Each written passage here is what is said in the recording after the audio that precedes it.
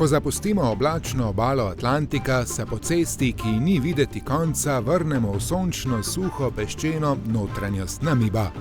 Ne da bi se zavedali, smo se uspeli na 1000 metrov nadmorske višine, kjer se iz ravnice dvigajo tudi več kot 600 metrov visoki granitni osamelci.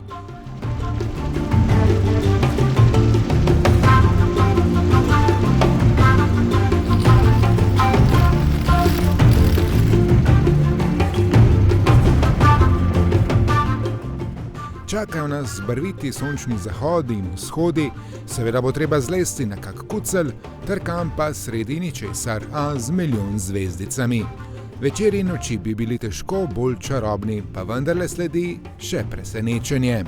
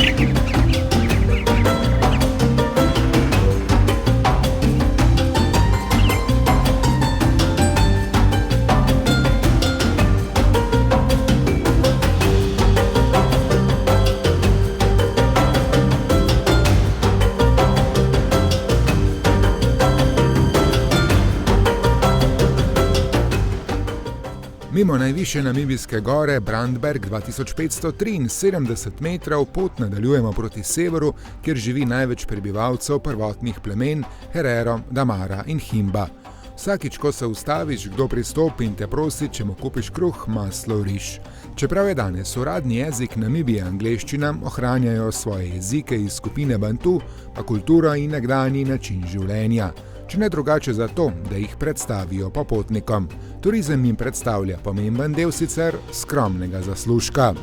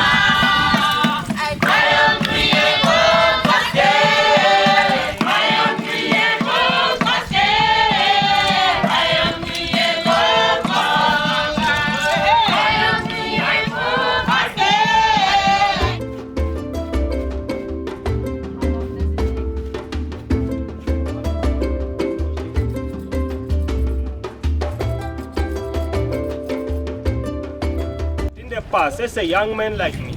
If you cannot make fire, you don't know how to hunt, you don't get to get married. No hunting, no fire making means no wife. Kotoisi, kotoisi, kotoisi, kotoisi, kotoisi, kotoisi, kotoisi.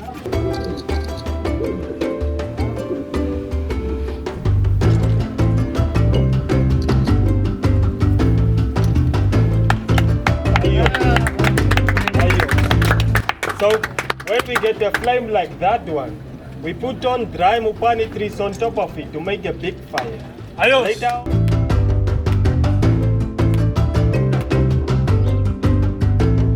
How is this again? Martin, I'm going to say, I'm going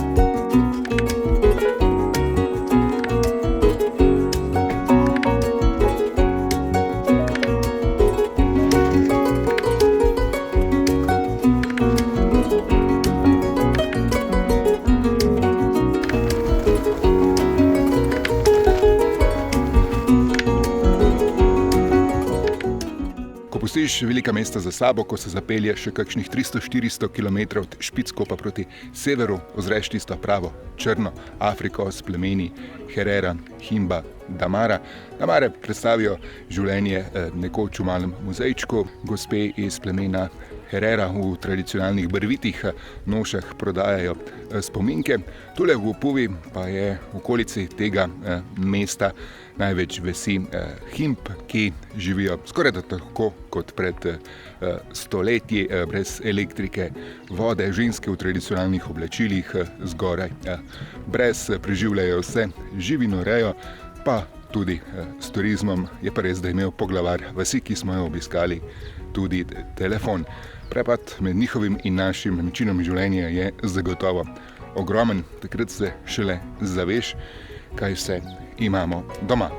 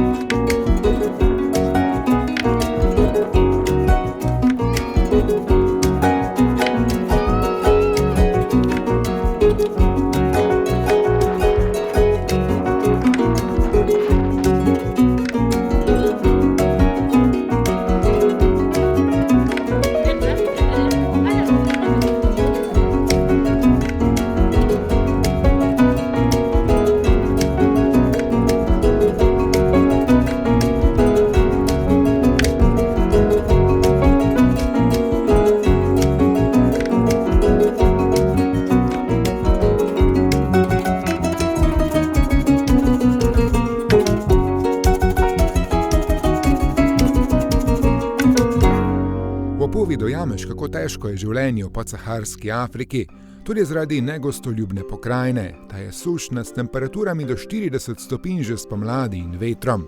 Po 3 dneh safarija v Etoši, ki ga pokažem v posebnem filmčku, na vzhodu Namibije obiščemo še ljudstvo, ki ga je svet spoznal v filmu Bogovi so padli na glavo, San, bolj znane kot Bushmane. Glavni igralec je bil prav tu.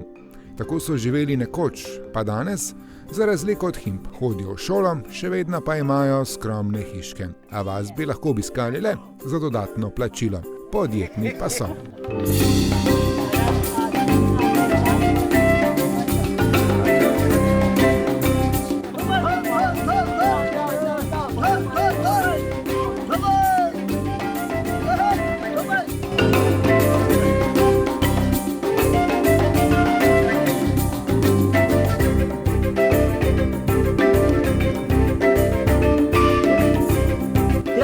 Da, kup, da, atua da.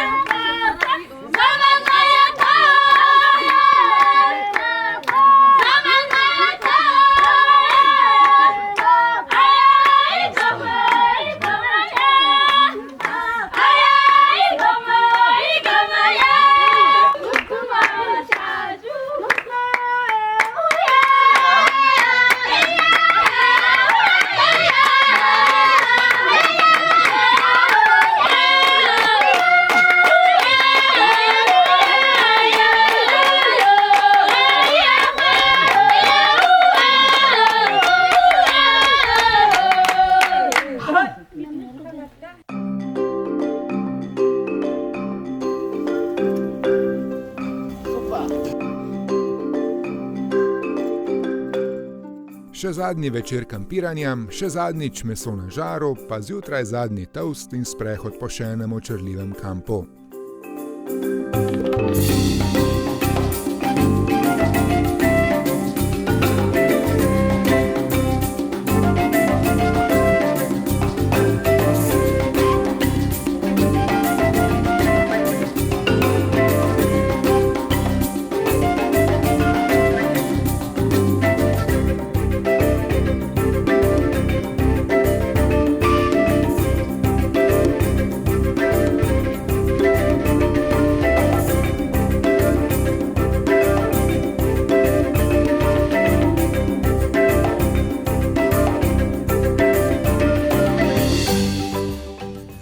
Tonski meteorit Hoba, največji znan na Zemlji, je zadnja zanimiva točka na 12-dnevni turi. Ko asfalt po nekaj tisoč kilometrih zamenja makadam, dojameš, da se potovanje končuje, da se kmalu vračaš domov. A prve prave Afrike ne pozabiš.